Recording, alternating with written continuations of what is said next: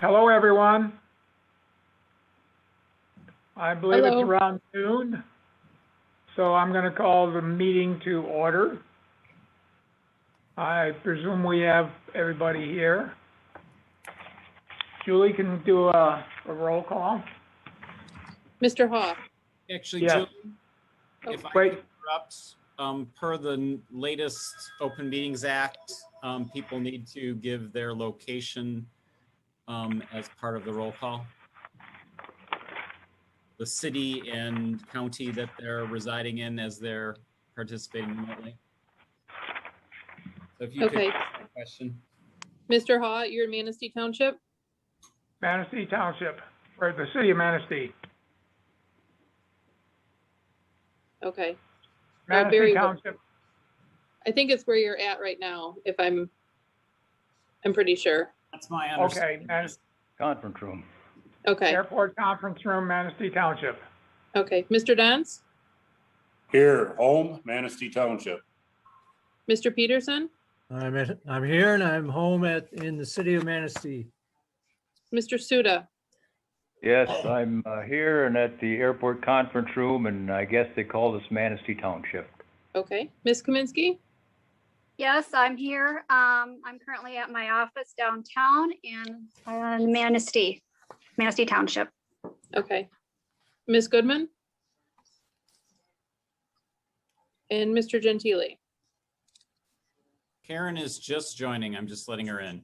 Okay. Okay.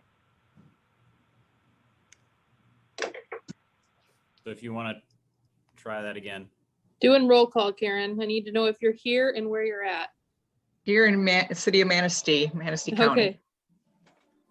Barry, your volume's not too good for me. I don't know how anybody else is hearing you. Thank you for letting me know.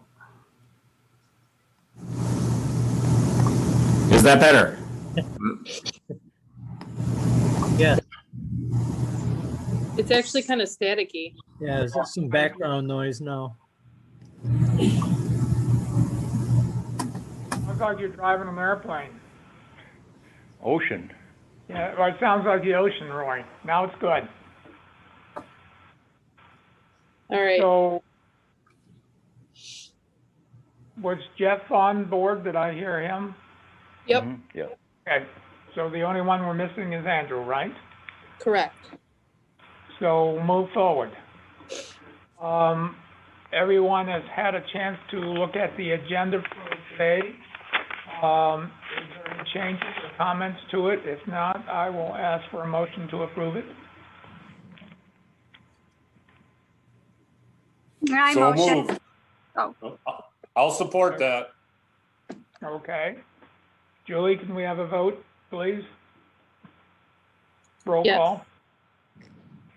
Mr. Peterson? Yes, Mr. Suda? Yes. Mr. Haw? Yes. Ms. Goodman? Yes, Ms. Kaminsky?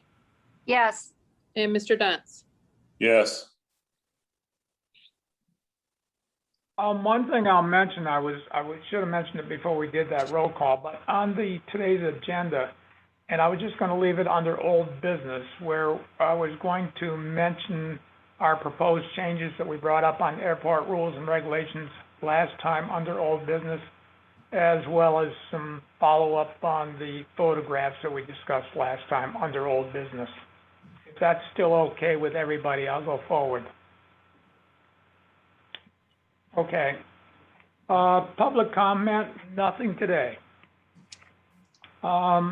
Minutes from last month's meeting, I hope everybody has a chance has gotten them, has had a chance to review them and make any comments and any changes that might be necessary.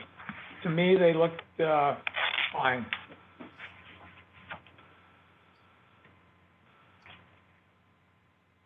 If there's no changes or comments, could I have a motion, please, to approve the minutes from March's meeting? I'll So make that moved. motion. Okay, and a second? I'll second. Would Okay, Who made the motion? I did, Phil Phil. did.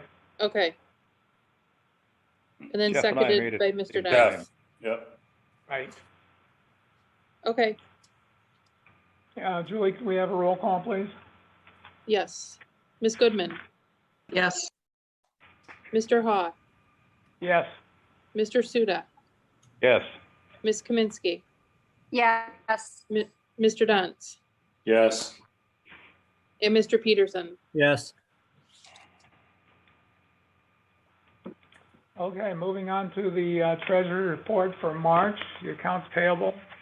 I presume everybody's gotten a copy of it, has had a chance to look at it.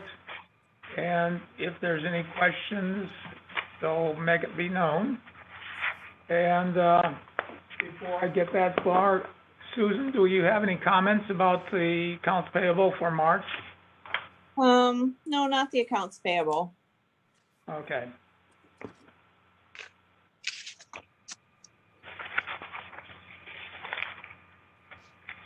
So if there's no comments, questions, et cetera, could I have a motion to approve the March 2021 accounts payable as presented? So moved. Okay, a second, please. Second. Okay. Julie, did you get that? I did, yep. Okay, could we have a roll call, please?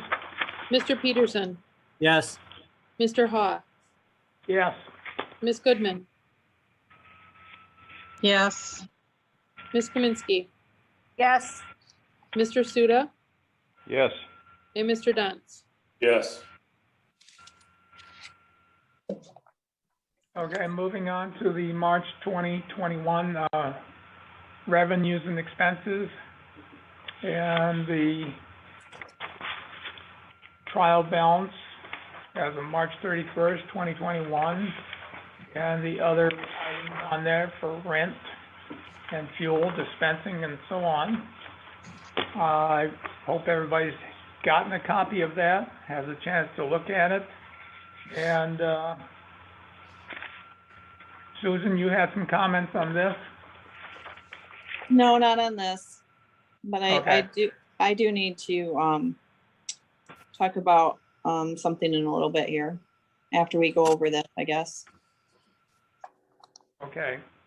I was looking at this, Barry, and I noticed one thing that, just a comment here, that we have had on the expenditures for year-to-date balance for telephone, we're exceeded our budget for the year. I can address that. Okay, go ahead. So our contract expired with AT&T. We are in the process of getting that contract renewed.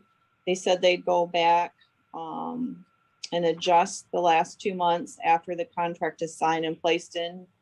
And we are working with AT&T, and Gordon is also working with AT&T to get it corrected and fixed. Oh, okay. So it's more just a correction that needs to be done to it. Yes, yep. Okay. When the county put in their new telephone system, the airport kind of became an outlier. We don't plug into the new system. So we still kind of have this individual line with AT&T, and that has been negotiated at the county level. And thank you, Susan, for following up on that. Yep.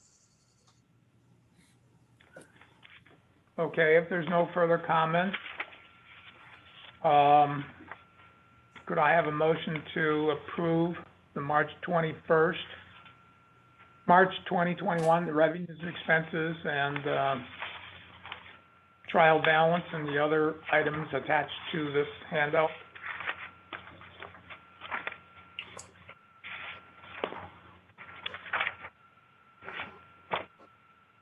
I'll make that motion. Okay, I'll second. Who seconded that? I did, Phil. Okay.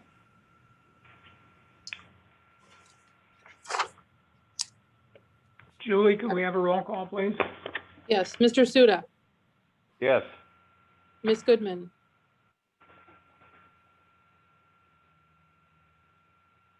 Ms. Goodman, Yes. Mr. Ha, Yes. Mr. Dance, Yes. Mr. Peterson, Yes, Ms. Kaminsky. Yes. One thing that's not connected to the meeting, except Barry, I lost my screen here. Okay. That used to happen to me all the time. Yeah, we might have actually got the computer swapped, and that was the problem Phil was having last month. Oh, boy. You're it. Okay. We can still hear you, though. Okay, we'll go forward. I did have one other comment. The auditor reached out to me this morning. We filed for an Oh. extension. Our extension is going to be up April 30th. She doesn't know if we'll be able to complete the, she doesn't know if she'll have enough time to complete everything. I guess at this point, I don't know if we should file for another extension. She's waiting on some documentation. I And that- told her I would touch base with the board today on that because she didn't have time to call into the meeting today. I would say, do the extension. If it's not used, it's not used, but do the extension. so Well, you we won't- already got an extension for 30 days and I don't know if we would be granted. The state of Michigan has to grant that. Oh, okay, okay. So when do we have to, when's the drop dead time on it, I guess? The 20th, Oh, well, that's coming up pretty fast here, isn't it? yes. And that is specifically just for the airport for the extension, correct? Just the airport, yes, yes. So that needs to become of the highest priority, I would think. One extension is one thing, two is another story.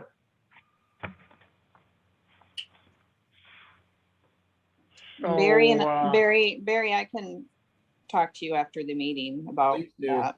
Yep. Yeah, no problem. Okay, well, good, yeah, go ahead and talk and discuss and see what we have to do to make things happen, like Jeff is talking about.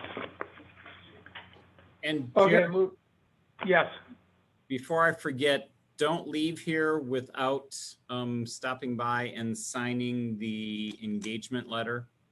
Your signature is needed on that for the audit. okay, no problem. No problem.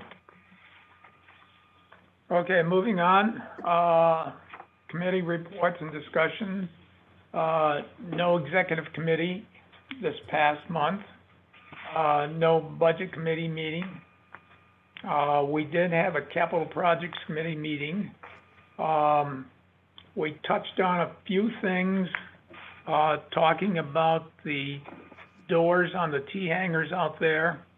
And we were talking about trying to do a retrofit on the concrete pad that the door slides on, because we feel very strongly that the existing pads out there are moving significantly when we have the freeze-thaw cycle going through winter and summer, etc. So by going down below the frost line, hopefully we would prevent that from occurring. So we haven't gotten any bids back to do that, and we've got some more discussion to look at on that situation. Now, the other thing we looked at, I'm going to let Phil talk about that. That was the electrical modification out there to some of the meters. Yes, I touched base with a contractor as what was suggested at the capital projects meeting, and I'm not sure if we got a bid from them yet or not.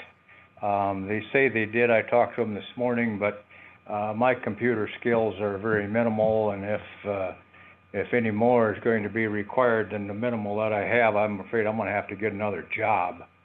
But whatever. Yeah, we're working on that. The actual when I first came up with the idea of changing the metering of it, I had figured that the system access charge, which is basically a meter charge, per month was around $23. Well, I talked to Ms. Zelinsky here a while ago, and it actually turns out to be $28.22 per month per meter. So we've got, my electrical usage last month, or the month that she referred to, was $2.05, and the system charge was $28.22. The idea behind doing this renovation, and this is still in the talking stage, is to basically raise the rent of the hangars and put in one meter, and then the meter would have to be read by someone here, but there would be a substantial amount of money that we could gain out of that, such as take 2822 times 3 times 12, and that's the amount of savings that we would have on a yearly basis. But depending on what it's going to cost to do it. So yeah, we're still in the talking stage of that, and that'll be something else that we will discuss at the next capital projects meeting. Thank you, Phil. Yep. Any other comments by anybody? If not, we'll move on to the airport director's report. Okay. I just want to mention that someone just called into the meeting and I let them in. I think that's Karen. I just looked up her number. I'm thinking Okay. we lost her in Okay. person, but that is the end of her number. Okay. I just Okay. wanted us to understand. So let me switch over to sharing. Okay, so beginning my report. So no accidents or incidents report for the month. I attended the revenue sharing grant presentations meeting to present our request that's before the local revenue sharing board. That was on the 12th, I believe. And just to remind the board that I put in a request for a security camera system for the terminal and parking lots. In the next meeting where the awards are is in June. So that is when we'll find out if we are successful in that application. Leo coverage after the last meeting, the sheriff and I are in communication, but I don't really have any more of an update on that at this time. We've been notified that sometime probably in the next 30 days, we're going to be getting a inspection from the state on our fuel farm, which has pushed forward the replacement of the fuel monitoring system, which is on new business later in the agenda. And then also my annual airport inspection with the FAA is the end of this week, and that has been taking up a lot of my time getting prepared for that. As I always refer, we are entering inspection season. No one comes out and does inspections in the winter. They all come out in generally the summer. Inspection season starting a little bit earlier this year than is typical. So moving on to the next page is looking at our emplainments and on-time performance for the past month for the airline. So on emplainments, we had a total of 507 passengers for the month, which equates very favorably to numbers back in 2019, where we were at 514. We're actually probably a little bit higher than we were in 2019 just because of differences in how numbers are counted. But those are basically the official numbers that I'm getting. So actually we're doing quite well. You'll see if you go back every month we're increasing, December kind of being a low January was better than December. February is an improvement. March is an improvement. April will be an improvement over March. And I'll talk a little bit more about that later in my report. As it relates to on-time performance, fewer delays this month, but more canceled flights. There were a total of, I think it was 11 canceled flights this month, which is equates to about 10%. I've raised that with Cape Air. I'm a little bit concerned because if you kind of go back in history, these numbers go back to 16. You've got 0% canceled, 0% canceled, 2%, 0. Last year in the pandemic, we had 10%. So that 10% number is actually uncharacteristic of what we have experienced in kind of this period of the year, because we're not generally expecting a lot of snow and that type of things that's going to cause delays. The reason we're having delays, it's partly to do with O'Hare, and specifically the wind characteristics of the Cape Air aircraft, both the 402 as well as the Tecnam. On the days we had cancellations, we had strong southerly winds, on the order of 20 knots or greater. And the predominant runways at O'Hare are east-west, not north-south. And so I'll give you an example. On one occasion, the flight departed here, heading down to Chicago. The crew determined that the only runway they were capable of taking, given the wind condition, was O'Hare's north-south runway.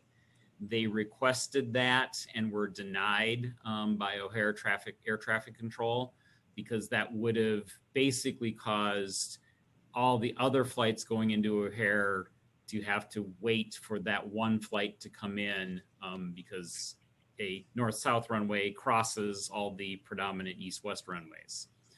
So the ability of the Tecnam and the 402 to land in significant crosswinds is really what's causing these delays or these canceled flights in March. So I've been having conversations with Cape Air. We've tossed around ideas about them having potentially an alternate airports down there where they could land and then shuttle people over to O'Hare for these occurrences. They're not liking that as an option, so we're still batting things back and forth. We're not seeing these same things in April right now. I think it's somewhat of a transitional thing, both in the spring as well as in the fall, where we have kind of these really strong systems that produce either strong northerly or southerly winds. Generally, most of the year, we're predominantly westerly based. So that's just a little explanation on that. I will also mention, because I'm going to mention it later, is even though the delays are only 14%, the majority of those happen on one particular flight, which is our morning departure out. And I'm also in contact with Cape Air and talking about that, and I will talk about that later, more later. Barry, that's kind of been the case for most of our delays over the last several months. It's really been the morning, correct? And I really started having a conversation with Cape Air in January on this. The first month they really pulled together their own internal data was for the complete month of March. So it is something they are looking at and trying to address. Okay. Let's see if I can get this rotated. So airfares. So the dates I ended up picking, generally I'm picking about a month out. With where Memorial Day this year is falling, these dates kind of bookend Memorial Day. So it's like the Wednesday before Memorial Day to the Wednesday after, which maybe is not the ideal dates to pick for something where I'm, generally looking for kind of a best case scenario of how airfares look. But it's the dates that I ended up choosing this month. And it did, whether that's the reason or just it's more of a normalization, of airfares as some of air travel is starting to pick up after the lockdowns of the pandemic. But you'll see that our average fare increased by about $20 previous month to this month, whereas Traverse City decreased by roughly $25. And we were pretty neck and neck last month, so that actually pushed us, on average about 15 to 20% higher than Traverse City for the fares this month.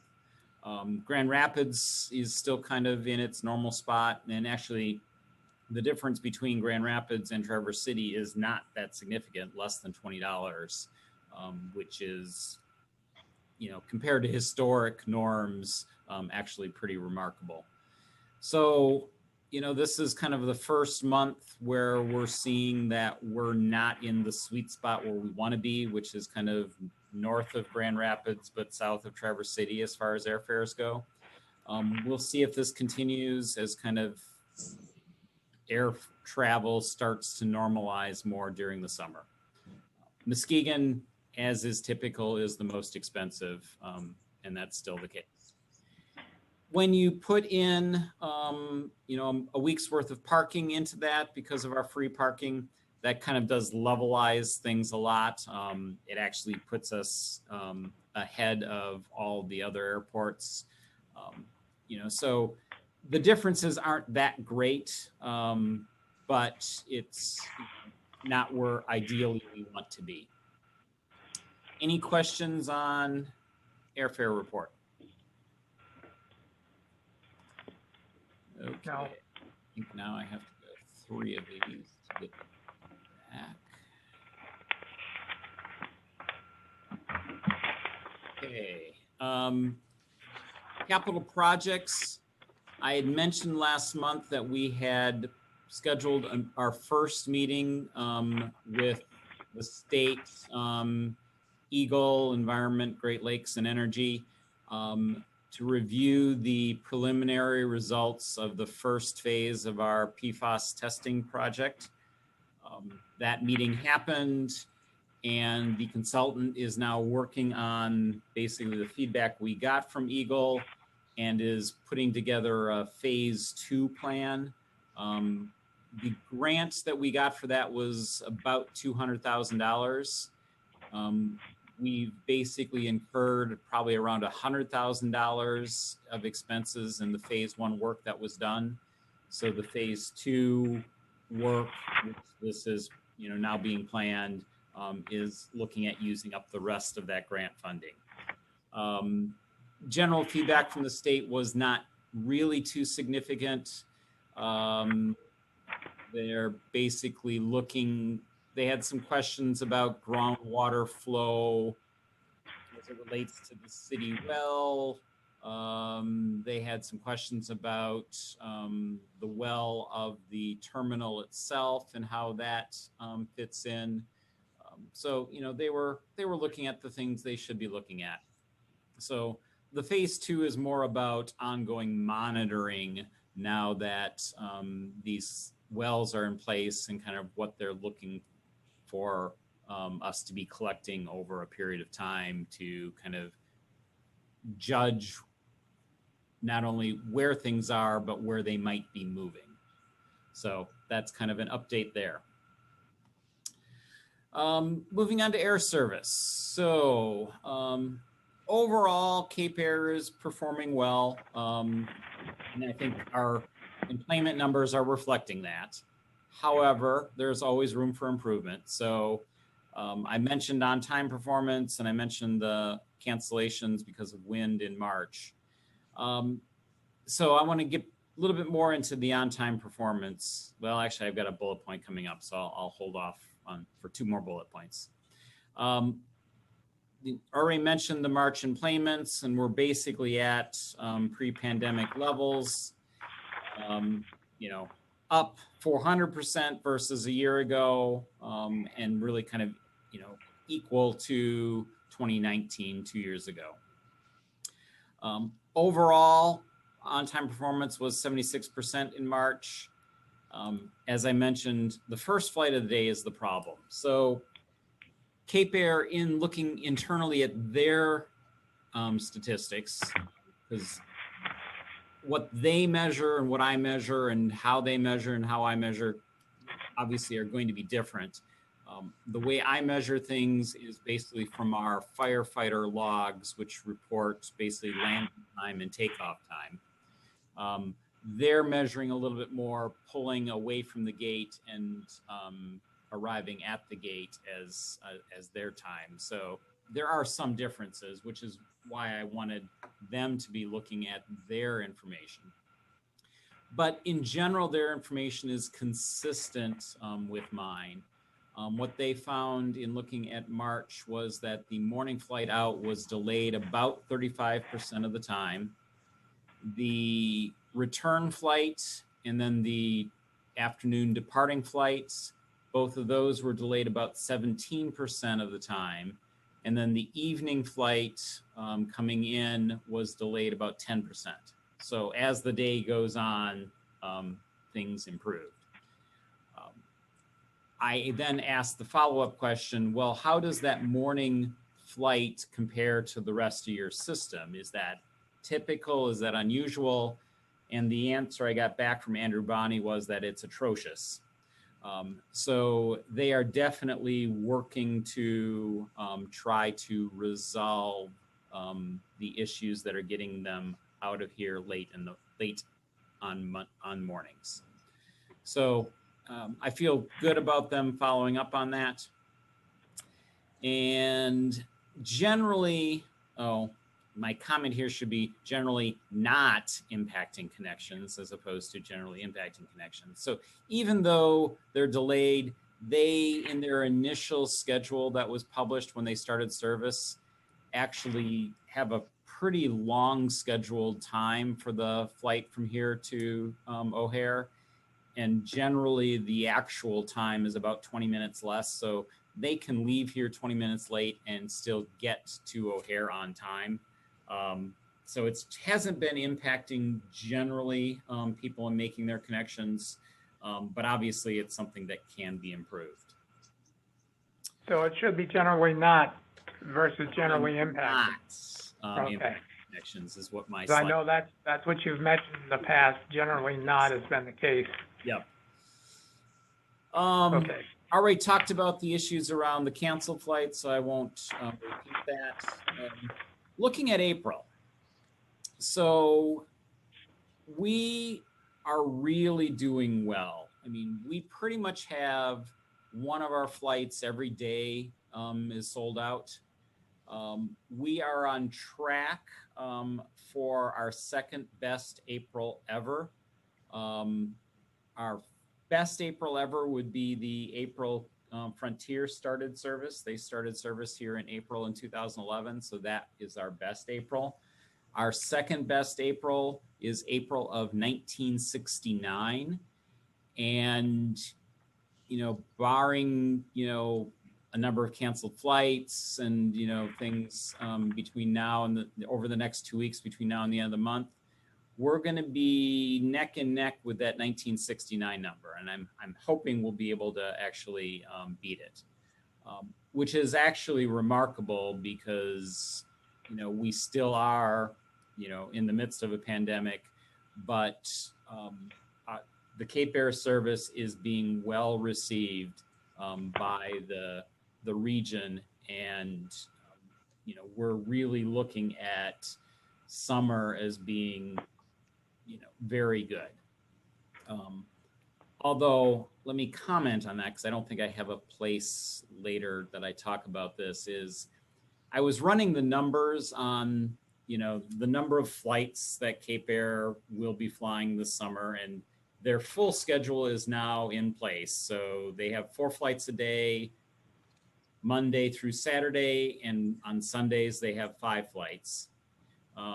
With 9 seats, the total number of passengers that they can do in a month is a little bit over 2,000. I'm going to say roughly 2,200. I don't know. I don't have the exact number in my head right now. But if I look back at public charters and some of their best July or Augusts, where they were operating, 2 30-seat flights or potentially 3 19-seat flights, depending on the day. We have done under public charters as many as 1,850 passengers in a month. And that roughly equates to 80% of all seats that Cape Air has. And just the logistics of filling every seat on every flight, an average occupancy or load factor of 80% is actually, I think about what we can likely achieve. Because once you try to get north of that, you really have to be filling every flight. And there are just some flights that are less desirable than others. For example, right now, we see that of our 4 flights, the morning departure out of Chicago at 9 something a.m. is, noticeably less fully utilized than the other 3 flights. And that's just a nature of the fact that you're not going to get a lot of connections into Chicago early enough to catch that flight, especially if you're coming from any distance. You're going to be getting into Chicago, and then you're going to be, connecting on the second flight of the day. So getting that first flight, it's just hard. So you're looking to fill it with just local traffic, and that, is harder to do when you can't rely on connections. So we're going to be hitting a ceiling this summer where our numbers will be on the order of the numbers we had in the summers under public charters. And that's just the nature of what the DOT has awarded to Cape Air as far as number of flights go, and the fact that we have a smaller aircraft. So while in April, May, and June, I'm expecting us to be, really seeing some very good numbers and growth, I think when we come to July and August, we're going to be reaching a ceiling.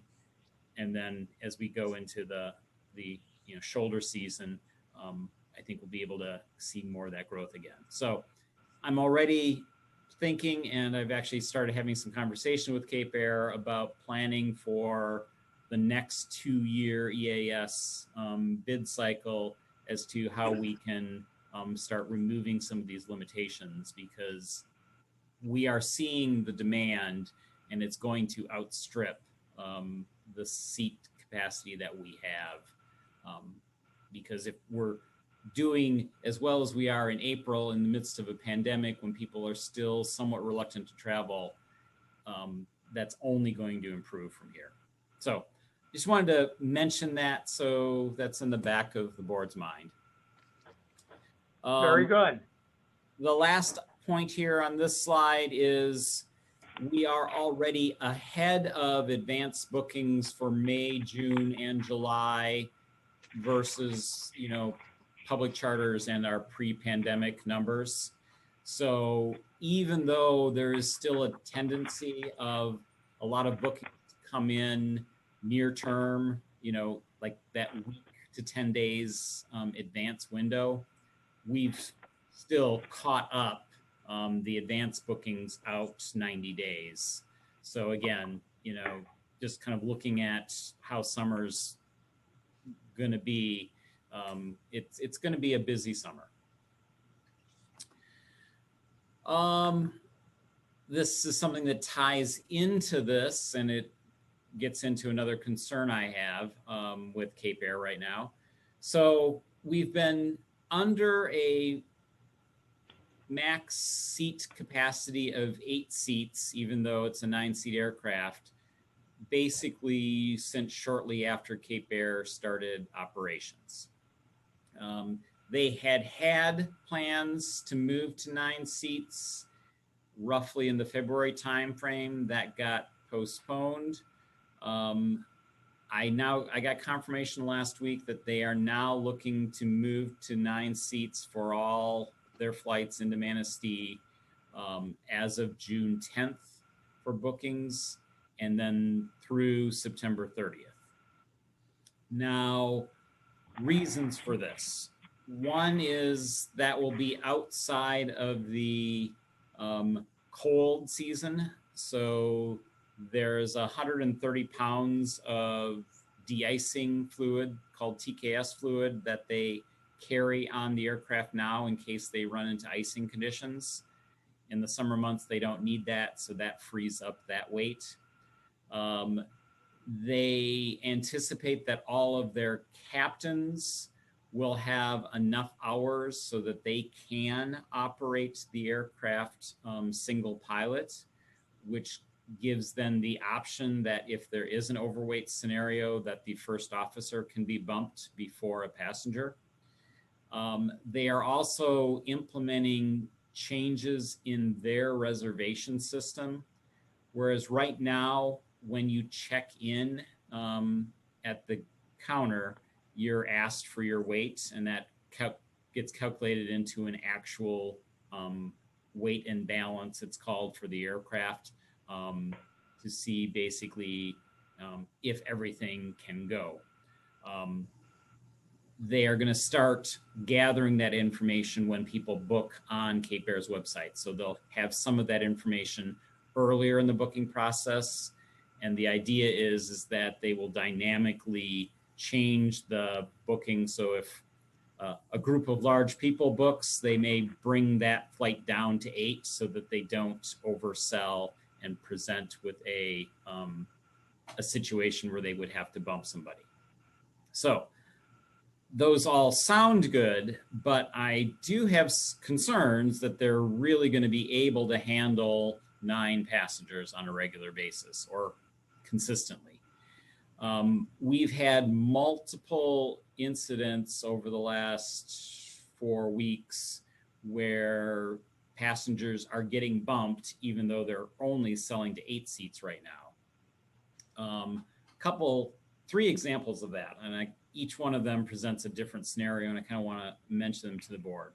One is, a scenario where Cape Air went above and beyond to accommodate passengers that were in the situation. So that's the first one I'll talk about. So back in March on a Saturday, we had a flight that was booked to 8 people, 8 adults, but there were actually also 2 infants booked on that.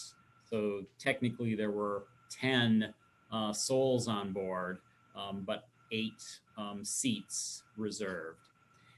And that aircraft was basically an entire family traveling in a group. And they were going to Houston for a vacation. So in that scenario, who do you bump when it's all one group?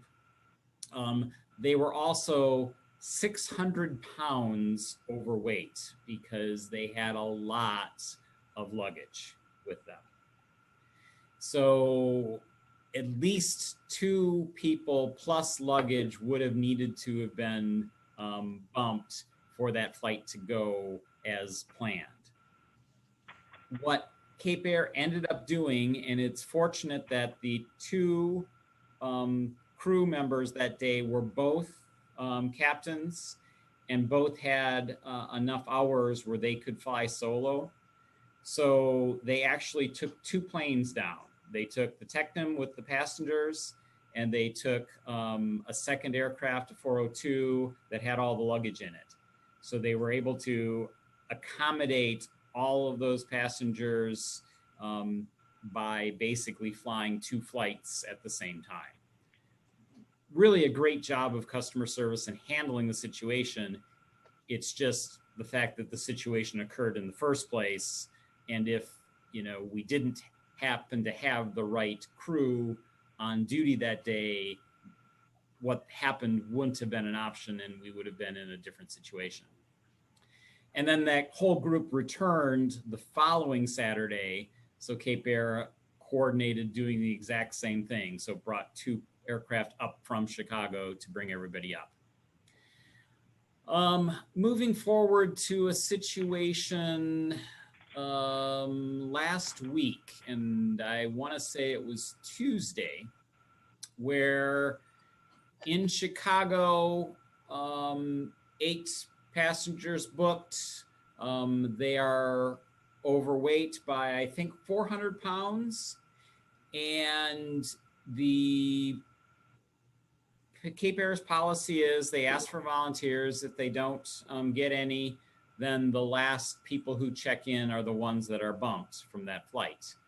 The 2 people who were bumped basically caused a scene in O'Hare. The police needed to be called to calm down the bumped passengers, and it was not a pretty situation that day. Then moving forward to last Thursday, again, booked 8, 400 pounds overweight out of Manistee, and 2 people need to be booked, and ended up being there was a disagreement between how the station people here wanted to handle the situation and Cape Air's policy that has led to some difficult feelings amongst some of the station people here, because they were trying to do what they felt was best to accommodate the individual passengers' needs, as opposed to just bumping the last 2 people.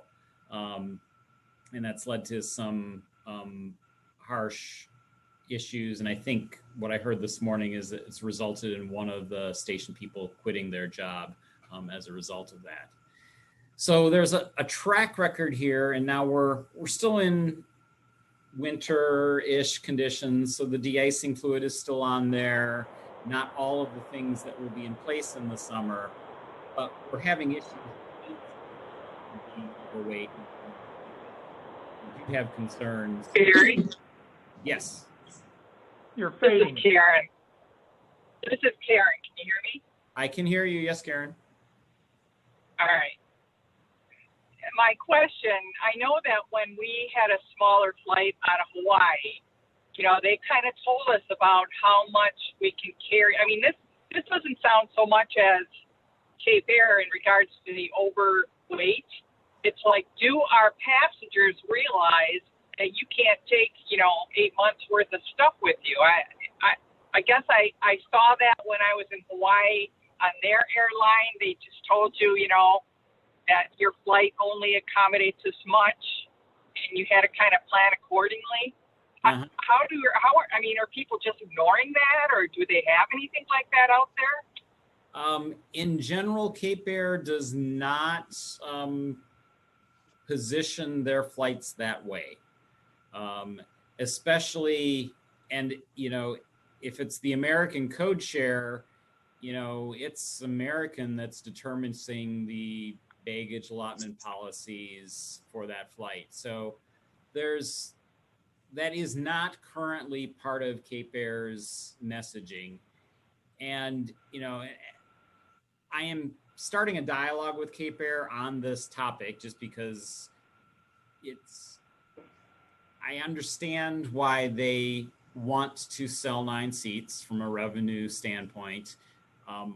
We want that too, because that's more emplainments that helps us get closer to our goals.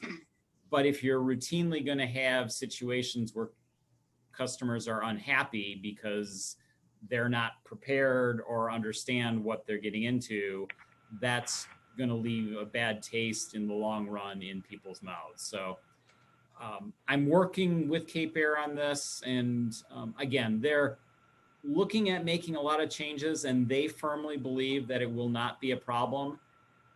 I'm just, at this point, somewhat skeptical based on what I'm seeing right now. But that's, those are good observations, is setting Voice Places, this is Cindy. Yes, go ahead, Cindy. Hi. Good, how are you? I think she took a phone call. Oh, Can okay. Can you mute her? Okay. Maybe. Yes. Barry, Barry, just a question. Yes. Do you have any idea what perhaps they use for an average weight? Yeah, for a male versus a female? Because he mentioned your name. Or how they do that? And that was Edmondson. Yep. I do not know. They just did because, and they're in Seattle visiting their kids. Doesn't the FAA And say then they're supposed to be going on to see his son, but his son is supposed to be. Isn't that what they use? Okay. I got Cindy muted. Okay. Okay. The FAA does have a standard, and that's what larger aircraft use, because they're not asking for weights of 100 or 200 passengers. But Cape Air actually does get actual weights so when they do their calculation. So they're weighing every bag. They're asking for the weight of each passenger. So their numbers are actually much more accurate than average is. Right. Barry, does Cape Air have any larger aircraft in their fleet that might become available? They do not. Nope. Their whole business model is around 9-seat aircraft.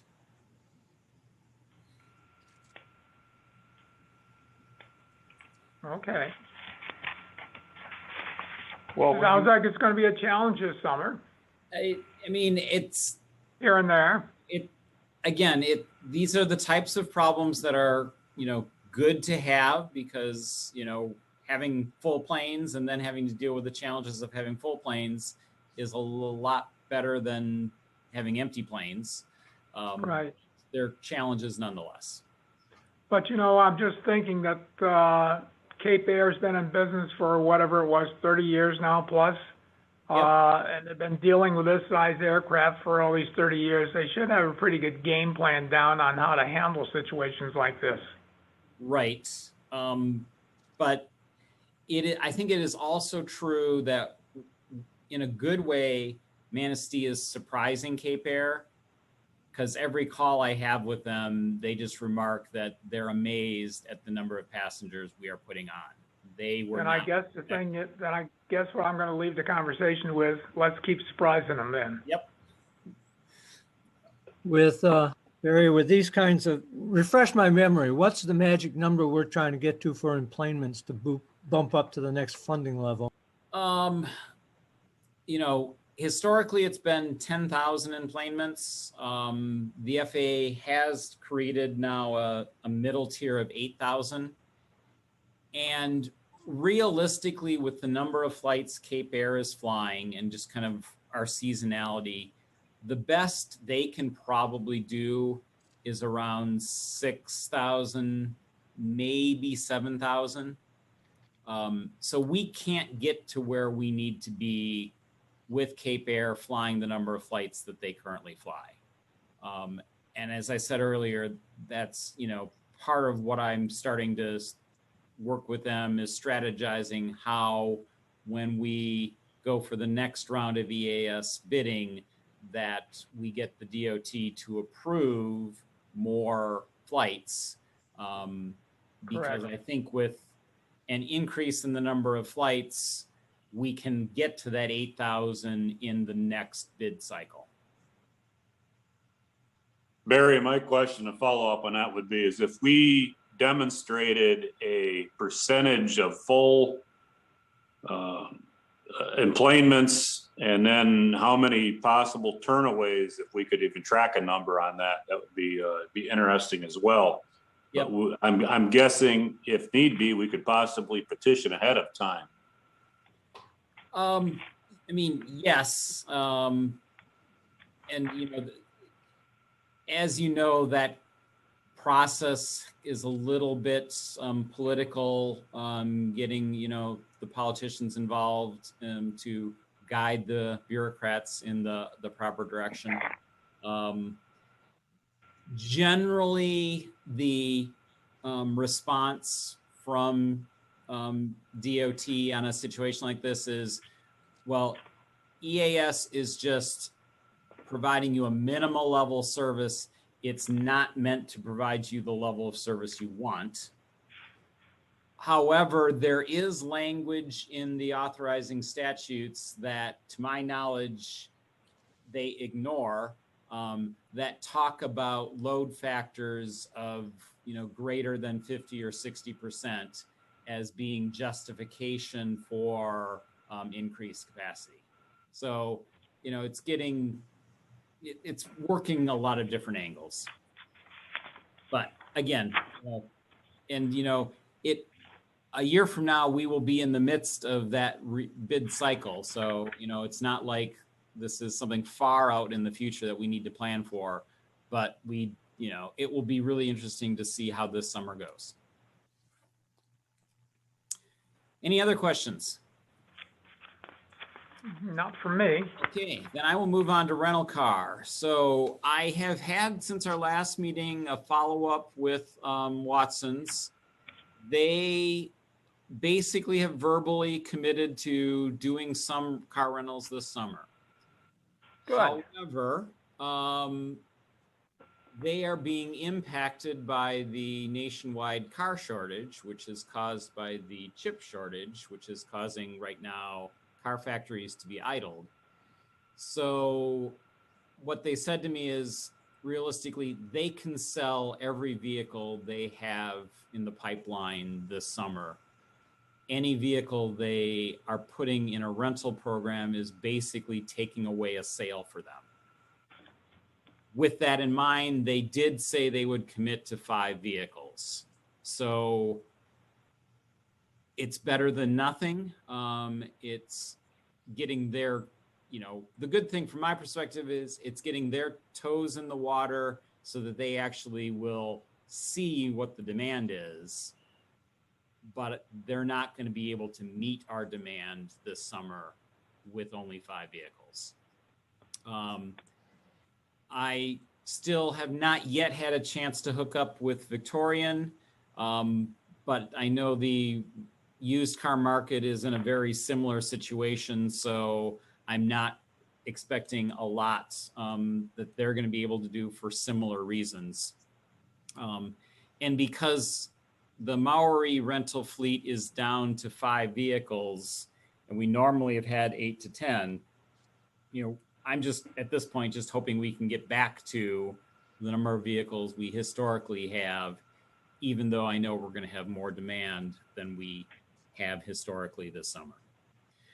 And if you're following this kind of the rental car space, there is a national rental car shortage because all the major brands trimmed their fleets by about 1/3 to 1/2 last year to basically raise cash to get them through the pandemic.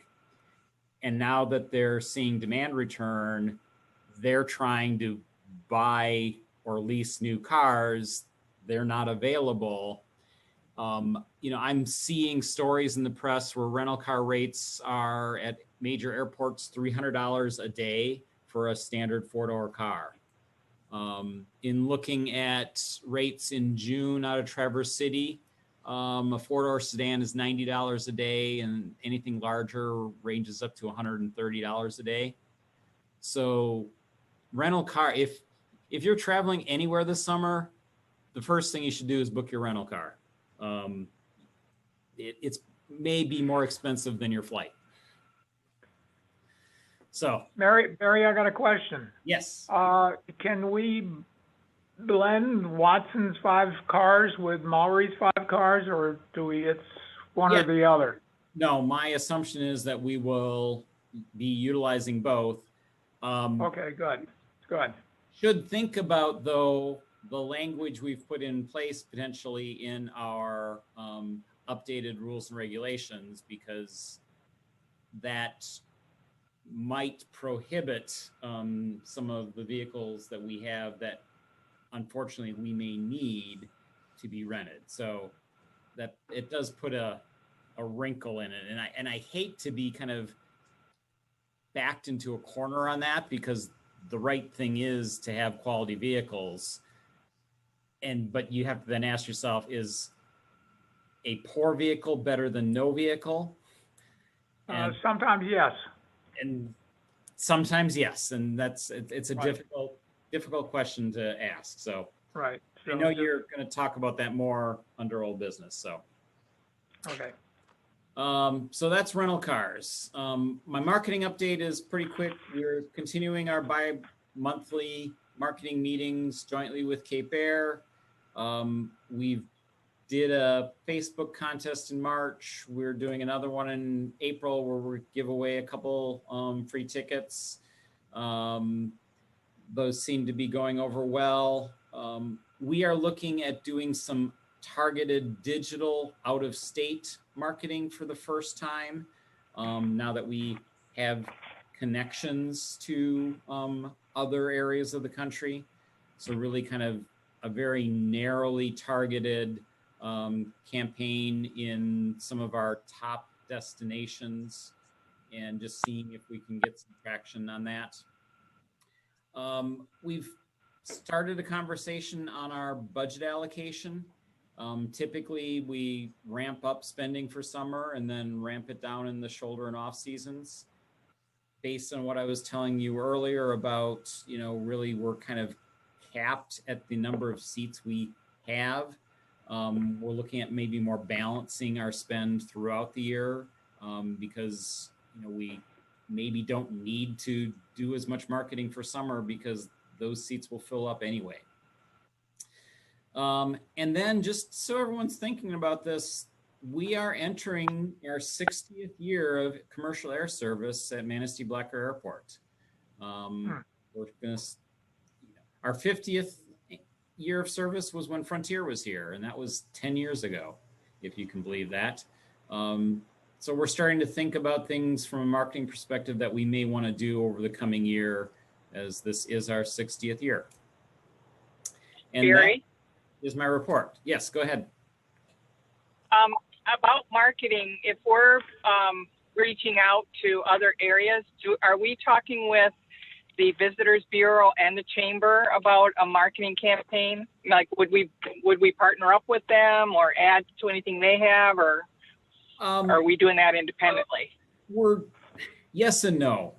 So Right Side Design, who we contract with for our marketing, also is the marketing firm for the Visitors Bureau. So they're involved in both. So there's a lot of crossover there. We've had individual things in the past where we've done joint things with the Visitors Bureau. So there is definitely awareness of that. But, right now we don't have any formal, joint marketing plan with the Visitors Bureau. Okay, thank you. Are there any other questions on my report? And then I will turn it back to Mr. Haw. Okay, well, thank you, Barry. Moving on to old business, as I said up front, I was going to talk some about the proposed changes to the airport rules and regulations that we covered last time around. And I think everybody has gotten a copy of it, either online or through the mail from Julie. It's a little hard to read because it's not in color, like the ones that we worked with when we had the ad hoc meetings.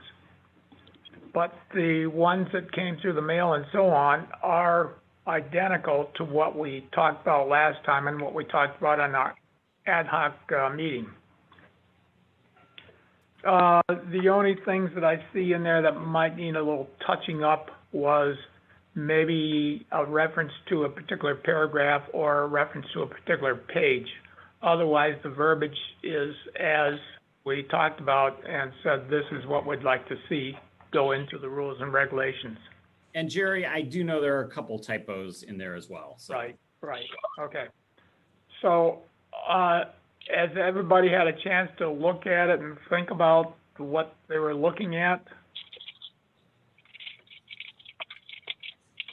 If there's no comments and it looks okay as a start, I'm going to ask for a motion to go ahead and approve it so we can get it typed up and put into our rules and regulations and get them updated from the June 2011 edition.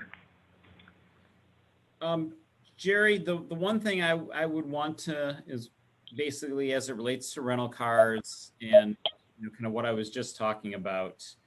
I guess my recommendation would be if we could have these be effective as of the end of summer, as opposed to so that we're not further limiting rental car options for this summer here.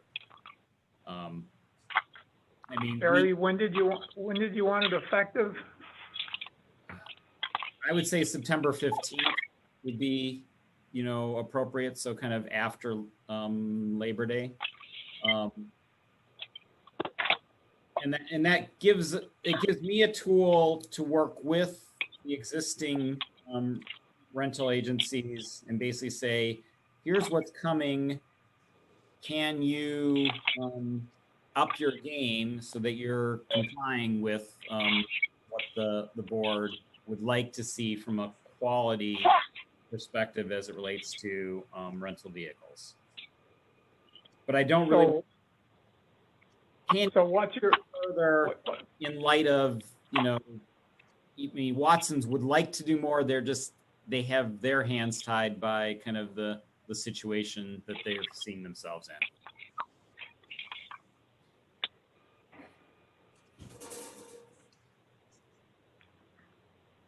Well, if that's the case, maybe we ought to just table the whole thing at the moment here and not ask for a motion to approve it, or just let it set. I think it's probably appropriate. To let it set the way it is and get through the summer and recharge it in September. Or visit it back in, visit it in August so that we can be ready for September. Okay, we can do that, or we can approve it and say, make it effective in September. I think we'd be better off to just not approve it. Okay.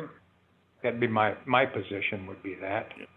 Correct. Yeah, Get things lined out and then bring it up when it's appropriate.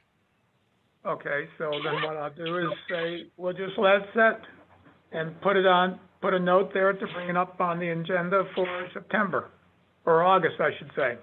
Okay, I will make that Does note. Okay, does that sound okay with everybody? Yep. Okay, so that's the way we're gonna go.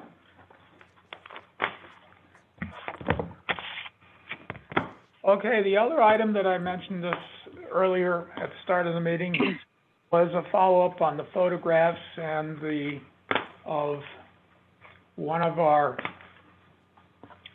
people, of some pictures that happened around the airport that came up through the internet, et cetera, and so on. Last time around, and I see it was in the notes, I said I was going to touch base with our attorney, George Saylor. I did not follow through with that because last time when I brought that up, there was no indication or anything to say, yes, maybe it's a good idea. So I'm going to stop right there and say I'm going to go ahead and touch base with George Saylor on this to see what his thoughts are with respect to the things we were talking about at our last meeting. If that's okay with everyone, that's where I'm going to leave it at the moment. I just want to add that I was going to add, send some information over and processes or policies, and I did send those over, Barry. I think you got them. I'm Yes. not really sure, but okay, good. All right. Okay. So unless I hear an objection to what I'm proposing, I'm going to go ahead, as I just got through saying, and do that, and then do a follow-up down the road here. Sounds good. Okay, thank you. Okay, Barry, back over to you on fuel system monitor quotes, et cetera. Okay. Sharing my screen. Okay, so this topic goes back 2 years now, and I didn't move forward with it last year during the heart of the pandemic because I didn't feel we were in a position to be spending money. But now that things have stabilized and we've gotten some funding through CARES Act and other subsequent acts, that I feel the budget is able to handle this expense.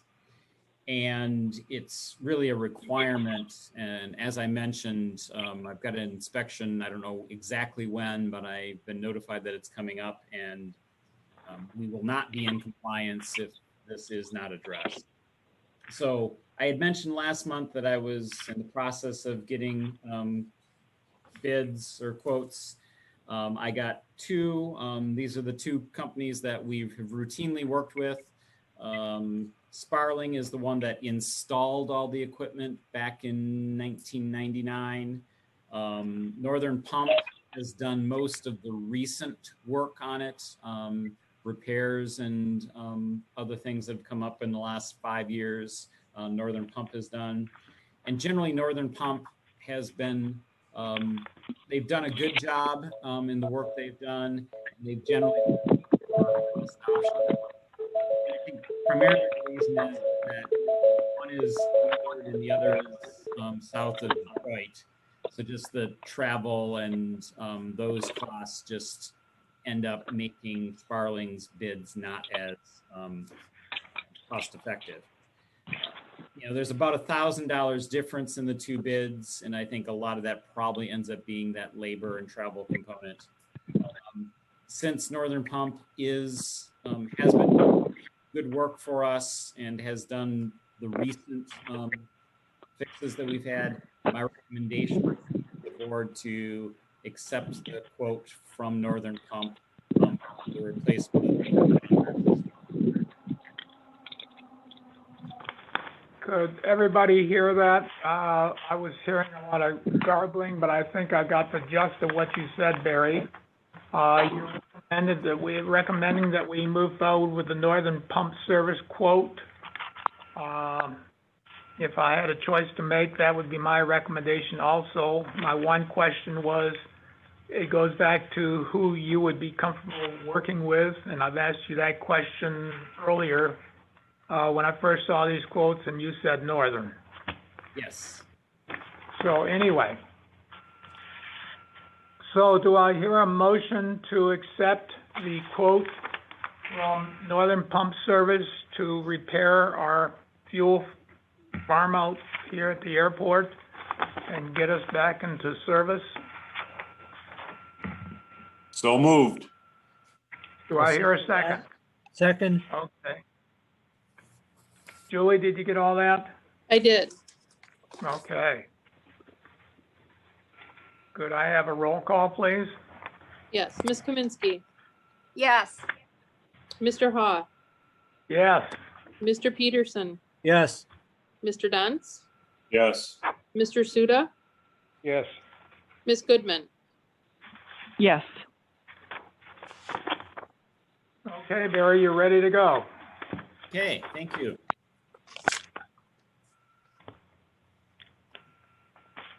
Now, back to you, Barry, on airport land use zoning, some update you're going to provide for us? Yes, so between the last meeting and this meeting, Mr. Dantz reached out to myself and Jerry and brought to our attention a public hearing that was being held by the Manistee Township Planning Commission as it relates to a housing development that's being planned for, being planned in a parcel across from the hospital next to the current assisted living facility that's being built. And I've been working, and as I've mentioned to the board, with the township and the zoning or the planning commission there, as well as with the county planner on just trying to make sure that the interests of the airport are, properly being looked after in the decisions that are being made. Myself and Jerry attended that public committee meeting, or that public hearing before the Planning Commission. And I basically kind of, gave an overview of, what airports are, concerns around airports and neighboring land use. There's a safety concern, and then there's a compatibility concern. And the compatibility is really around noise generally. In most areas, the issue between airports and their neighbors, stems around noise. No one wants to hear loud noises when they're trying to sleep. So obviously, a housing development is, a situation that is adding additional residents pretty much directly under the flight path of our main east-west runway. And therefore, I have concerns about that. The county planning department has been working with the township on updating their master plan. And so since I knew they were doing this, I've been kind of funneling all of the information I have as it relates to airport zoning, because I'm not a zoning expert by any means. All of those people, whether it's people on the planning commission or the township zoning administrator or the people in the county planning department, they all know much more about this than I do. But I kind of am a funnel point between the state experts on this topic and then kind of the local people. So since the county has the contract to do the updated master plan, I basically have had a couple meetings with them and kind of funneled all the information I had to the county so that it could be incorporated. It became clear to me in attending that public hearing that there's some, I don't know if I want to say ill will, but I'll use that term that may be a little too strong, between the township and the county planning department as it relates to these zoning issues. There were a couple comments made that were pretty pointed at county isn't in control, it's the township, they don't have the right to say things. And I could see that some nerves were being stepped on. Unfortunately, I think the airport is getting caught up potentially in the middle of that. And so this weekend, I spent some time as the novice layperson that I am in these topics, digging into what I can find. And I have some concerns about where the township is and where they might be heading. So I'm raising this now because they have scheduled a public hearing on their proposed draft master plan for later this month. I think it is the last Wednesday of this month, which would be the 28th.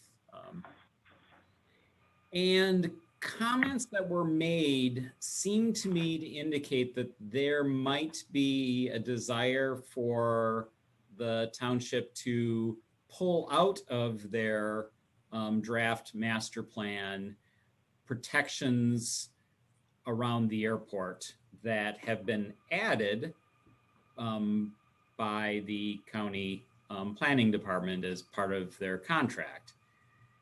And again, I believe those things were added because they are appropriate. They are in line with the information I have from the state, but they may not be aligned with current township priorities. So that's kind of the big picture, and I'm starting to look for some, guidance from the board here as to how I should handle this situation. Because, and I'm going to get into more details in a second, but my nature is I see this as black and white. Well, state law says this is what should happen. This needs to happen. But I also realize that there's probably some politics involved here, and how this is addressed may be more important than it being addressed in any particular way. So those are some of my thoughts and concerns. So with that, I'm going to start and bring up a document, and hopefully I can share this to you.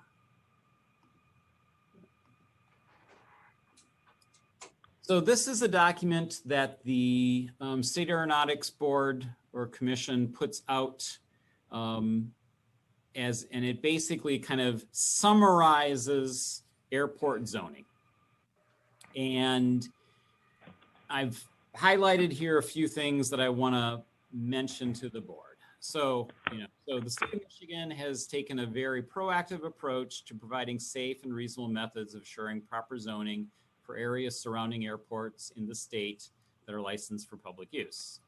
The following is intended to explain various state laws, et cetera, et cetera. There is a document called the Airport Approach Plan that the State Aeronautics Commission is charged with producing and approving for every public use airport in the state. And that document exists for our airport, just like it does for every other airport. And the State of Michigan Zoning Acts, blah, blah, blah, blah, blah, as amended in 2000, include language that requires the incorporation of the Airport Approach Plan. So this Airport Approach Plan that comes from the state must be included in local zoning documents, which includes the zoning ordinance as well as the master plan. And that is essentially what the county planning department has done, is they've included this approach plan as an airport overlay on top of the underlying zoning districts. The Aeronautic Code of the State of Michigan basically gives the Aeronautics Commission the authority to adopt these and approve these plans. And then here is where some of this gets murky as a result of this next highlighted thing. So the Michigan Zoning Enabling Act of 2006 requires that local zoning officials incorporate that airport approach plan at the time of the next master plan or ordinance update. The Zoning Enabling Act does not require non-conforming sections of the ordinance be modified to be consistent. However, it does require the ordinance shall not become any more inconsistent. So I'm not a lawyer, but what I read that as saying you're grandfathered in if you've got zoning that predates the incorporation of the approach plan. But you can't loosen restrictions. So you don't have to make things more restrictive than they have been, but you can't make things less restrictive than they were historically. So with that, I'm now going to switch over to a different document. And if I can find that quickly.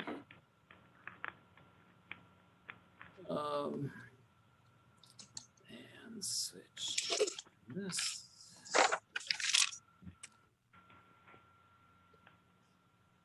So this document is the Manistee Township zoning ordinance from, the date here looks like it was originally 86, amended through 92.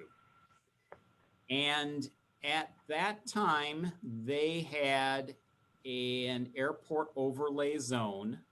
And I don't know, can you see my cursor as I move it? Mm-hmm. Yeah. It's basically this box around the airport. And my understanding, and it was the understanding of the state at that time, because this document that I'm looking at comes from the state.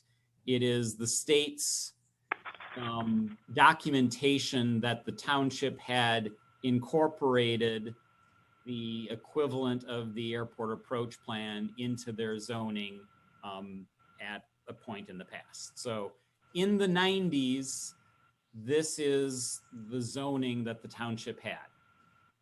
And there's this airport overlay district, and roughly the housing development is, you know, right in this corner of that airport overlay.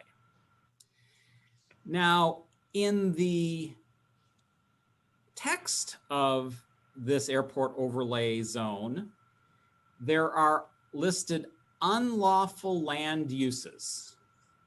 Again, I'm not an attorney, but on face value, that would to me say that these are things you shouldn't do in the airport overlay district. And one of those is, so it shall be unlawful to put any parcel within the area affected by this overlay zone to any use which would, a lot of different things here, but the one that's most relevant for us is be noise sensitive to aircraft noise while taxiing, taking off, and landing. So 1990s township zoning said you should not approve things in the airport area that are sensitive to noise. Pretty much the only thing that's sensitive to noise is residential housing, which they just approved. So this language all existed back in the, you know, I don't know how far back it goes, but as of the mid-90s, this language was there. Moving forward, and the state language that I was showing you said that as of 2000, you couldn't make things less restrictive, and you had to incorporate the airport approach plan into your future documents. Okay.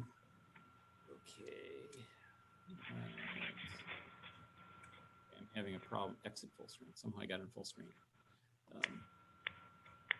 So that takes us to the zoning rewrite of the township in 2009. This is the current township zoning ordinance.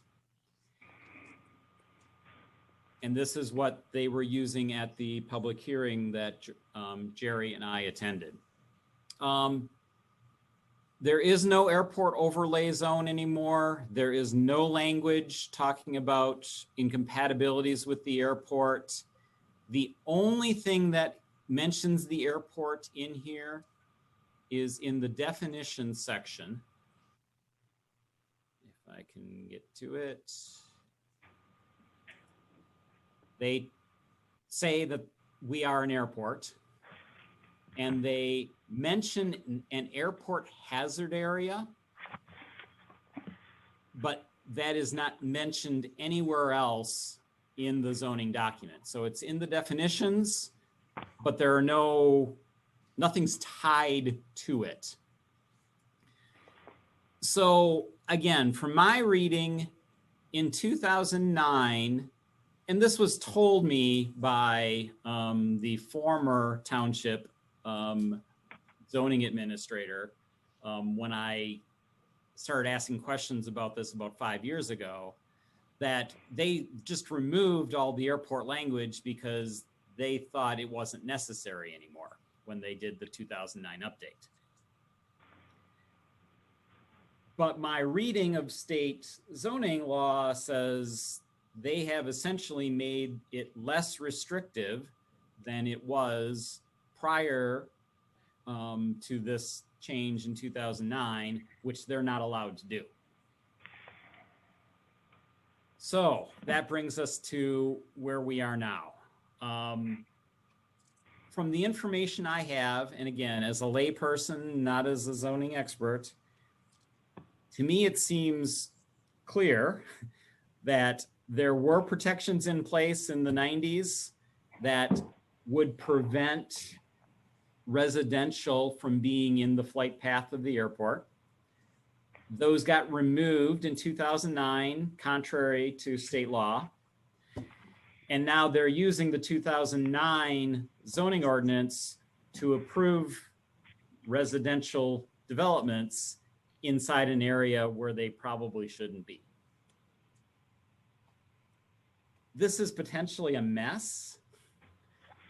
And again, I mentioned, I think there's some politics involved here. I'm really looking for some guidance as to how the board would like me to proceed with what I have as information and how to move forward. And, there's also just subtle effects like our lawyer and the township's lawyer work for the same law firm. So, you get. I was going to say that. That's kind of strange. Yes. And I was mentioning that the other day at the house, and I said, you see all these programs on TV where lawyers in a law firm, they have a morning meeting every day or once a week anyway. So I would say that George and Wilson probably get up and talk about what are you working on? What are you working on? And I'm sure they mention this stuff, and I would think somebody would say, hey, is that correct in what you're doing? I don't know. I will say I have not brought to George these issues because I thought they were getting addressed through bringing them to the county planning department.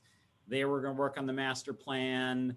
That was then going to get incorporated into a new zoning ordinance, and the proper process was being followed. What's happening in the meantime is development is occurring under the old rules. And now it's, are we playing catch up or what? So. Well, let me interject. From what I'm gathering, from everything you're showing here, Barry, is the restriction falls along the lines of noise specifically. Yes. The township, that becomes somewhat arbitrary. So I wouldn't lose my cookies over that one, to be specific. But what I said to that township board, because I was at their board meeting the following evening, and I said the reason I asked for Jerry and yourself to be there was because of the concern, if we do something that jeopardizes the carrier service that we have, then shame on all of us. And I said, I don't have the answer to that. Wilson has said that it's not an issue because there is no height requirements. And I said, well, I'm sure the height requirements isn't a problem. But again, the question becomes density. Is it a problem for density on the approach to the airport? So nothing more, nothing less. If it doesn't jeopardize the carrier service, go forth and Right. do no harm. The challenge is that none of us are very good at predicting the future. So this is likely not a problem today with piston aircraft that are 9 seats in size. If 20 years from now, we become the airport we want to be, I guarantee that people are going to be complaining about the noise of jets, coming in for an 11 p.m. Flight right over their house. Well, I guess There's no question about that. that may be a point, but again, it kind of goes back to another similar but different, and that would be the right to farm. You can't complain about odors you're getting from an adjacent farm when the wind's blowing the wrong way. And if you live next to an airport, you're going to have to expect to hear some noise every once in a while as well. I think that if we don't at least voice objections to what's going on, we've tacitly agreed to them changing the rules at will, and who knows what we'll end up with in the future.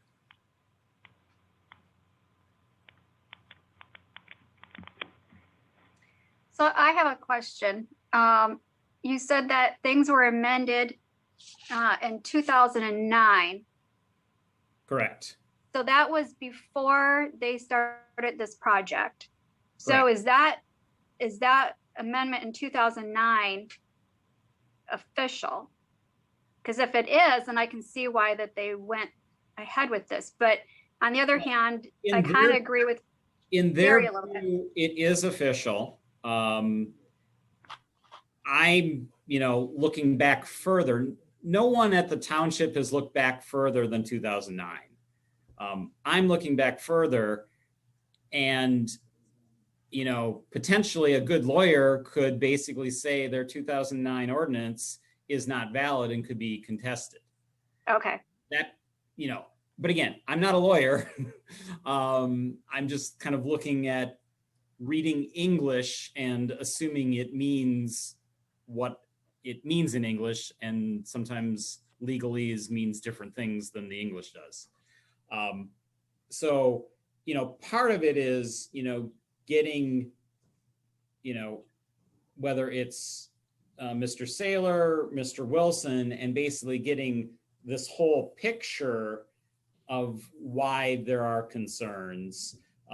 But yeah, your point is valid. They're approaching this from our current zoning ordinance says this is fine.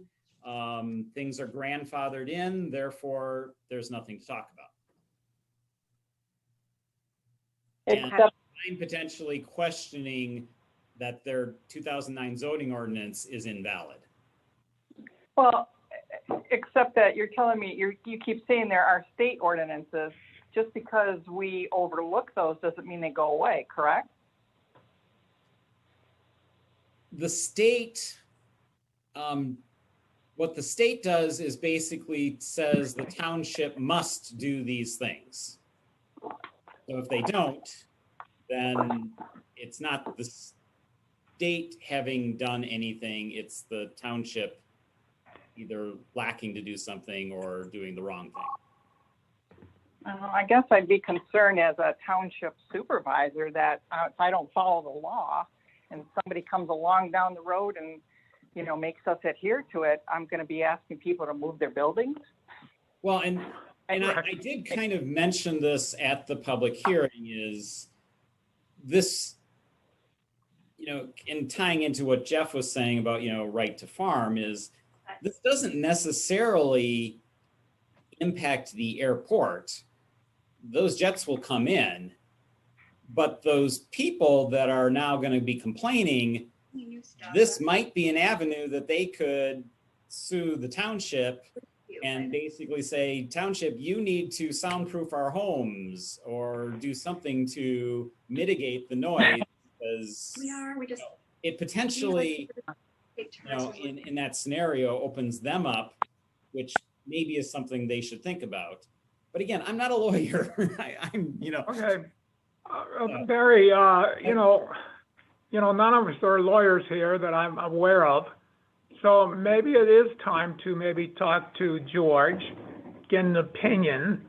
And if he concludes that, it is, they are missing and overlooking some things, at least I think like one of us said here a minute ago, at least get it on record that we are objecting to what's going on there. Right.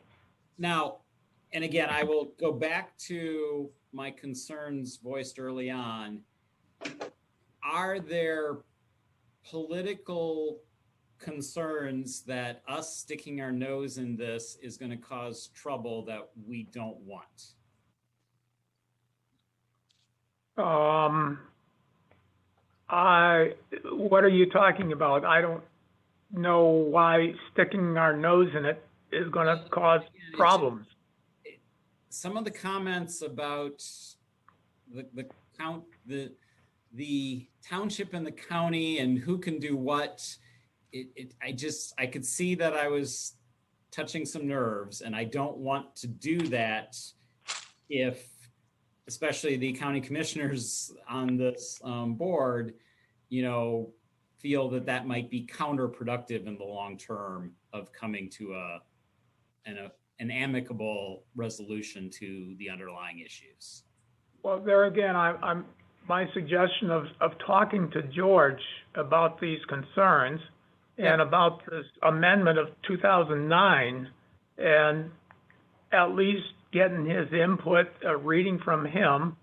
And, at this point in time, we're maybe behind the 8 ball, but at least get our concerns recorded someplace.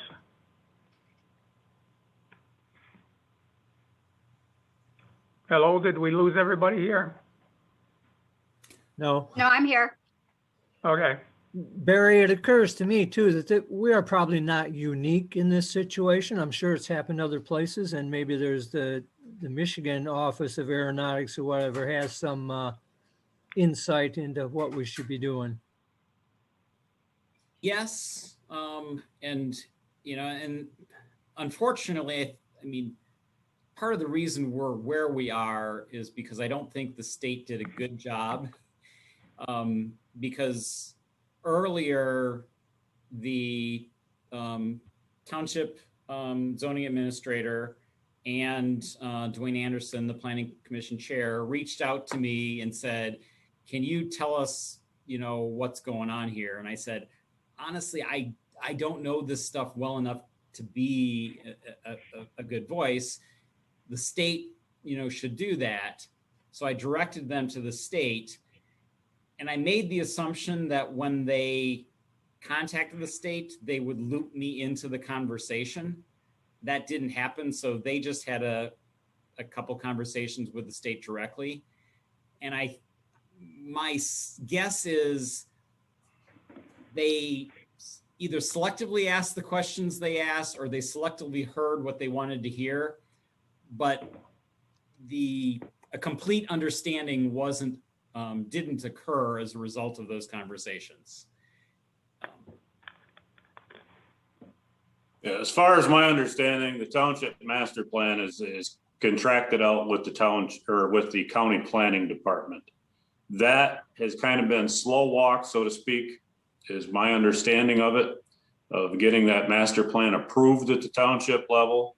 There's been many rewrites and changes made, and again, I guess I would say it's probably time for an expedited conversation between Wilson and Saylor, because obviously there was some questions that have arisen out of this from that meeting. And also, as far as I know, the township has authorized and approved this development. So you've got how many dollars going out the thing. This is not something, if somebody's going to make a move, it better be yesterday, not 2 weeks from tomorrow. And there are future phases of that property that, are down the road. Maybe the simple solution is an addendum to the development saying that anybody who lives in that development needs to be aware of the proximity to the airport, and the airport's hours are going to operate it as, we're always going to try to be good neighbors no matter what. We're never going to get to the size where we're going to have the 11 o'clock and the 1 o'clock and the 2 a.m. flights coming in unless it's somewhat of an anomaly. Well, Right. I mean, you say that, but when Midwest flew in here to Milwaukee, we had a midnight flight every night. This summer, Sunday nights, we're going to have an 11 p.m. arrival. So those are normal. Anything before midnight is normal in aviation. Yeah, but a one or a tour isn't a every 10-minute either. That is true. Yep.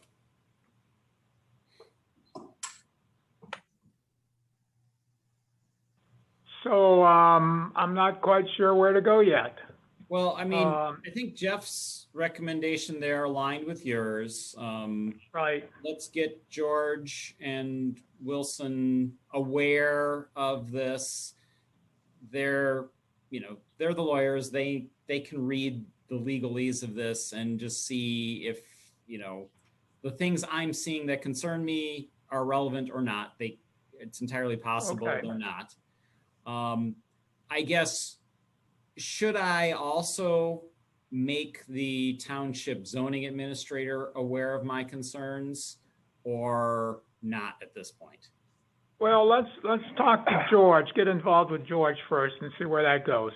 Okay. See what he says. And then we'll have something something solid, you might say, to go forward and do this next step you just now proposed. Yep. Okay. And, So, see if we can get a prompt response from George, so that depending on Right. what he tells us, you need to get to the planning people as soon as possible, so that they don't feel we're sandbagging them in the future sometime. Yep. okay,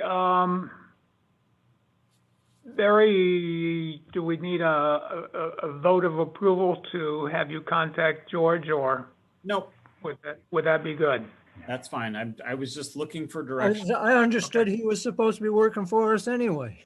Yes, he is, once in a while when you get hold of him. But yes.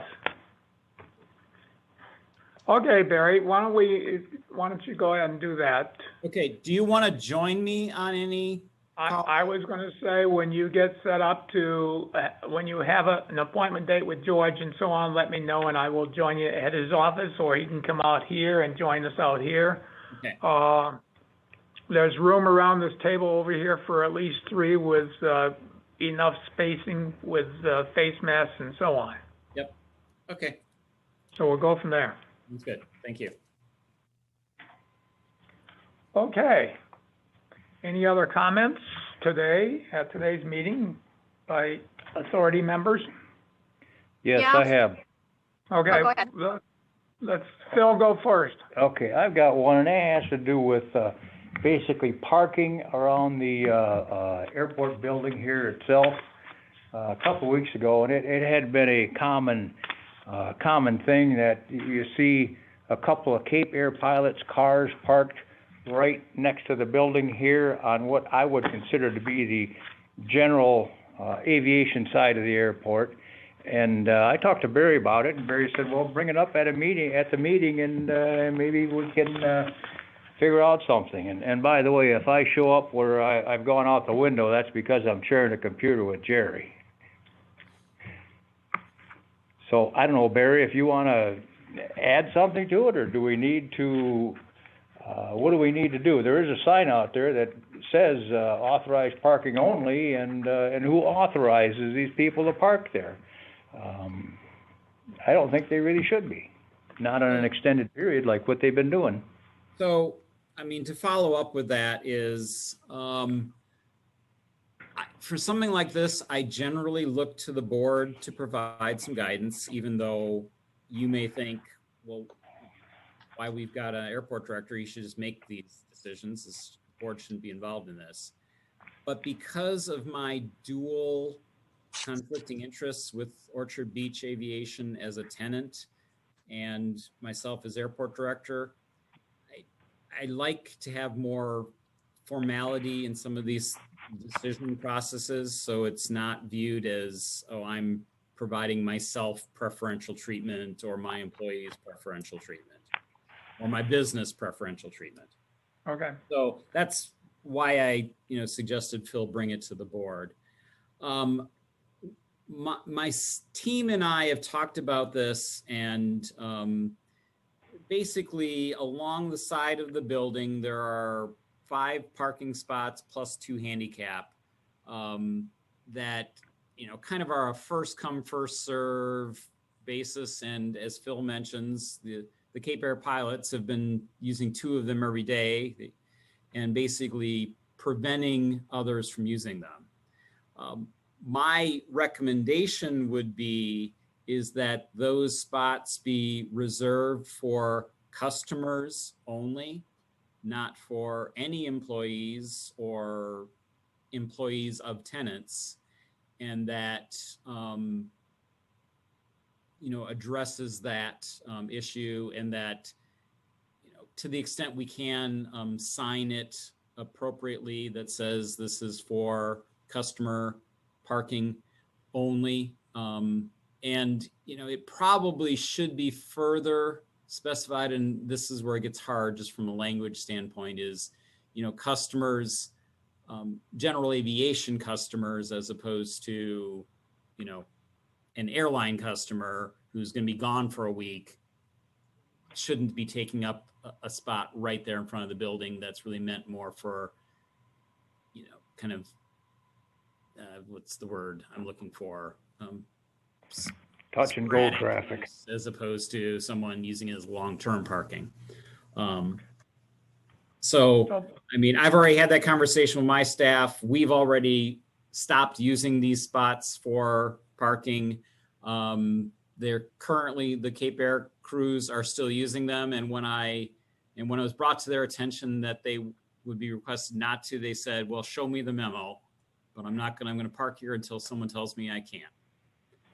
So Barry, speaking for the board, would you go ahead and put together some guidelines for the use of this parking lot outside the one we're talking about, and put together a memo, and we'll go ahead and review it and approve it, and then you'll have something to talk to the folks that are not there. I can do that. Parking. Okay. Does everybody on the board agree with that? Well, I think it should be done a little more quicker Okay. than that, but whatever. If it takes a month, it takes a month. Okay, well, if it takes a month, so be it, or, a couple weeks. Barry, that'd what be- if you send a request to Cape Air Management and have them issue their pilots a notice? About Well, we've got to have something in writing as to, we've got to have some guidance as to what we want to do with the parking lot and who parks where and so on. Otherwise, I don't think it's completely clear. Is that the story I'm getting, Barry? I mean, from my perspective, a month is not a big deal because we are no longer using it. So there are now always free parking spaces, even if the 2 Cape Air crew members are using it. So it won't become an issue until maybe in the peak of summer. So I think we've got the time. Okay. Barry, I'm gonna say this, that if it becomes an issue sooner than what you're projecting, put together some guidelines and so on, and if we have to do a special meeting real quick to say, yes, Barry, go ahead and do this, you have our permission, then so be it. Okay.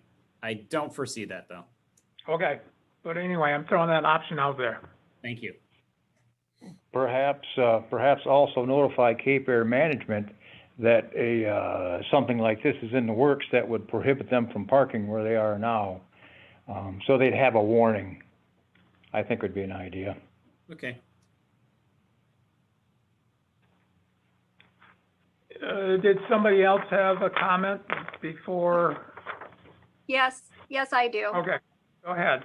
I have a situation. I had it this morning about 11 o'clock, and a couple of things.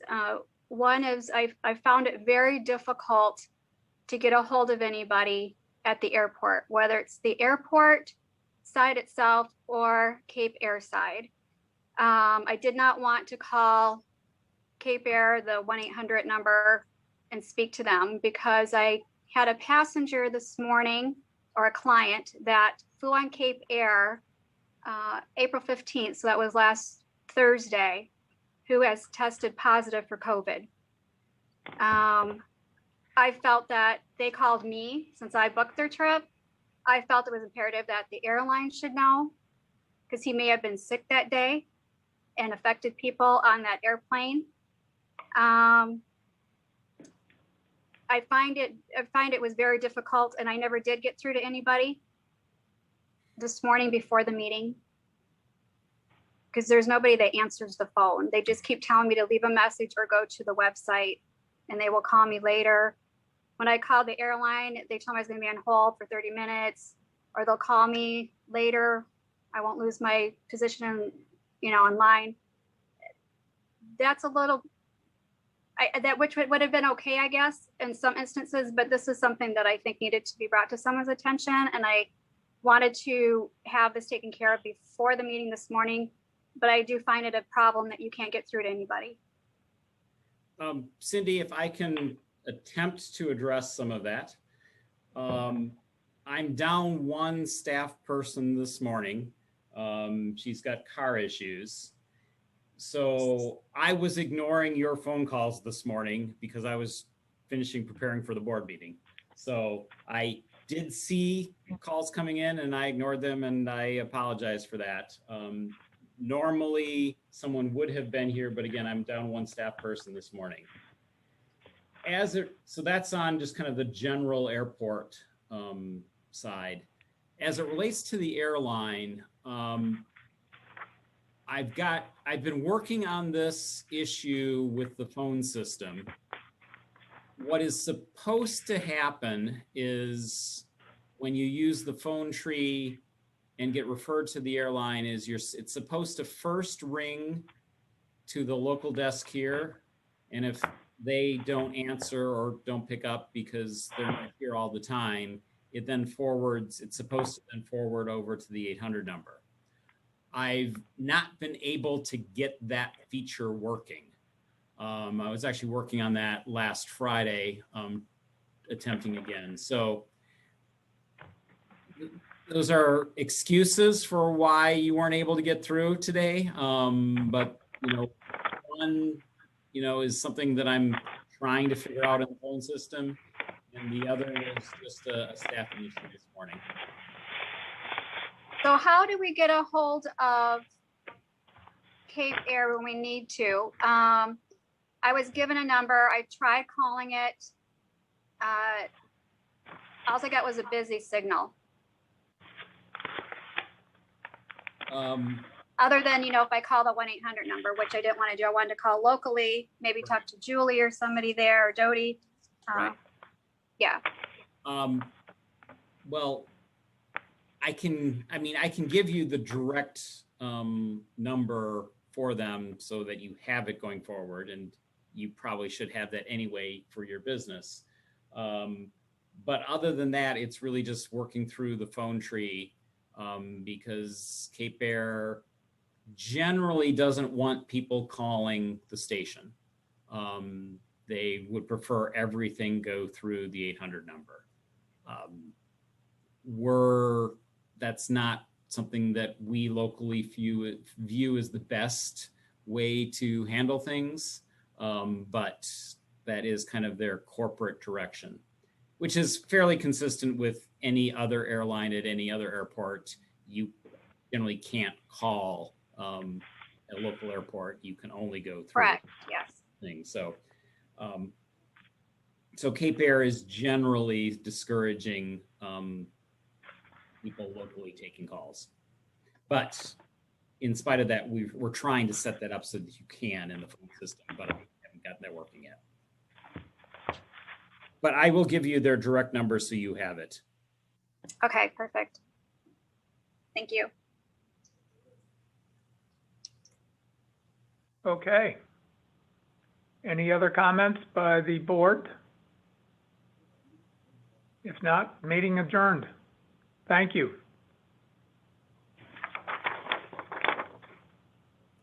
Are we dead?